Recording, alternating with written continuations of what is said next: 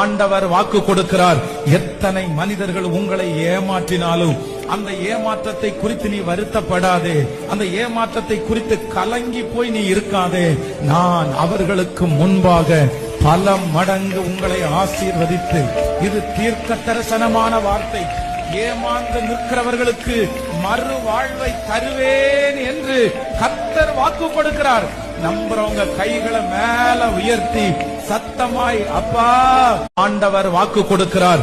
எத்தனை மனிதர்கள் உங்களை ஏமாற்றினாலும் அந்த ஏமாற்றத்தை குறித்து நீ வருத்தப்படாதே, அந்த ஏமாற்றத்தை குறித்து கலங்கி போய் நீ இருக்காதே. நான் அவர்களுக்கு முன்பாக பல மடங்கு உங்களை ஆசீர்வதித்து, இது தீர்க்க தரிசனமான வார்த்தை, ஏமாந்து நிற்கிறவர்களுக்கு மறு வாழ்வை தருவேன் என்று கர்த்தர் வாக்கு கொடுக்கிறார். நம்புறவங்க கைகளை மேல உயர்த்தி சத்தமாய் அப்பா.